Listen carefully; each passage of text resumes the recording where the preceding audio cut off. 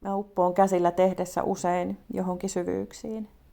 Ja mä uskon, että mä en ole ihan ainoa. Mulla on tuntuma, että käsityön rakastajissa on myös mystiikan rakastajia, koska käsillä tekemisessä on joku semmoinen mystinen puoli, mitä ei sanoilla tavoita. Mä haluaisin tänään puhua villasukista. Rakkaudesta villasukkiin mä voisin elää vaan villasukat jalassa. Nyt mä en puhu sellaisista paksuista, harmaista, ihanista, mitkä voi vetää kaikkien muiden sukkien päälle, vaan mä rakastan tämmöisiä ohuita, kauniita sukkia, joita käytetään sukkina, niin kuin jokapäiväisinä sukkina, ilman mitään siellä alla. Mä oon just neulonut tällaiset vaaleanpunasävyiset sukat, jotka on nyt tämmöisillä blokeilla. Eli tämmöisten sukkamuottien päällä mä aina höyrytän ne siistiksi. Ja ne on nyt ollut siinä kuivamassa. Ja nämä on esimerkiksi sellaiset mun jokapäiväiset sukat. Mä tykkään tehdä ohuella langalla, pienillä puikoilla. Silloin saa sellaisia sukkia, jotka mahtuu kaikenlaisiin kenkiin. Sitten mä tykkään neuloa sinne muutaman semmoisen jutun, mitkä helpottaa tietty kantapää, mutta sitten siihen kantapään yläpuolelle mä neulon usein sellaisen pienen joustinneule-osuuden, mikä pitää sen sukan kivasti paikallaan.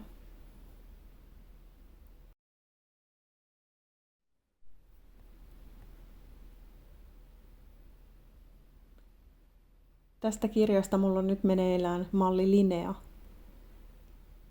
Tää on superihana kirja. 52 kertaa villasukat kertoo just siitä, että niitä sukkia neulotaan ikään kuin joka viikolle, jolloin sä voit käyttää vaan aina villasukkia. Ne on ihan parhaita kesällä, ne on ihan parhaita talvella. Aina on jaloilla mukava olo. Tää on siitäkin ihana kirja, että kokenutkin neuloja löytää täältä aina jotain uutta. Uudenlaisia kuviomalleja tai eri tapoja tehdä sukkia. Mä teen näitä nyt varpaasta varteen tässä mallissa. Ja tykkään siitä tavasta tehdä ja silloin teen tällaisen vähän erilaisen kantapään.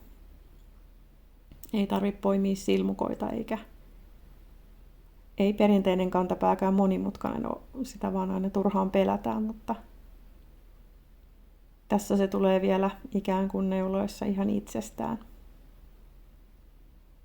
Lyhennetyillä kerroksilla ja siitä tulee semmoinen vähän kiilamainen. Siitä tulee tommonen pikkusen eri mallinen kuin normaali kantapää, mutta tässäkin on vahvistettuna neuleena se, eli se ei ihan heti mene rikki. Muutenkin tämmöisissä päivittäisissä sukissa pitää olla tarkka siitä, että lanka on oikeanlaista, ettei ne heti hajoa. Nyt mulla on tämmönen ohut merinosukkalanka, jonka tiedot sä löydät tuolta videon tiedoista. Mut näitä mä neulon 2/5 eli aika pienillä puikoilla ja tykkään siitä, että tämmöisissä kuviosukissa on suht yksinkertainen lanka. Tässä on vähän värivaihteluita, mutta ei liikaa kirjavuutta, jotta se kuvio tulee sieltä esille.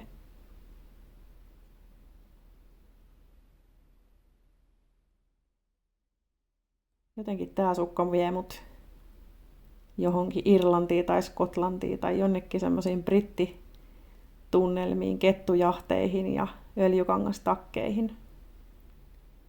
Onko se tää väri vai onko se jotenkin tää kuviomaailma vai kaikki yhdessä?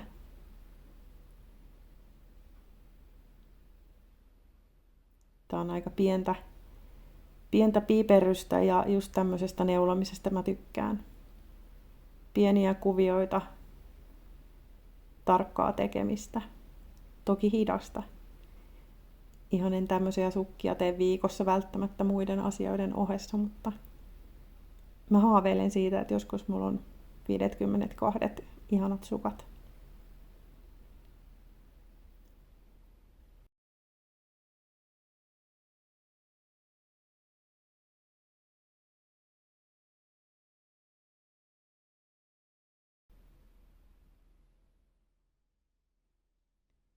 näihin sukkiin mä huomasin äsken, että tuli pieni virhe.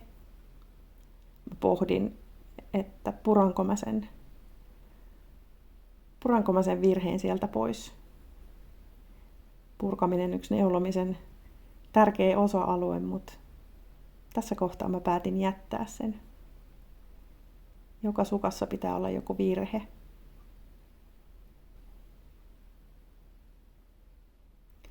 Tämä virheajatus on semmoinen, jonka mä joskus luin tai kuulin itämaisten mattojen kudontaan liittyen. Eli on sanottu, että jokaisessa itämaisessa matossa käsin kudotussa on jossain kohti virhe. Ja sen selitys on se, että vain Allah on täydellinen. Että sinne inhimillinen virhe kudotaan ikään kuin kunnioituksena sitä ajatusta kohtaan. Ja nykyään mä ajattelenkin, että jos mulla tulee joku semmoinen virhe, jonka mä vaan näen, niin se on osoitus siitä, että kukaan ei ole täydellinen. Myöskin epätäydellinen on kaunista.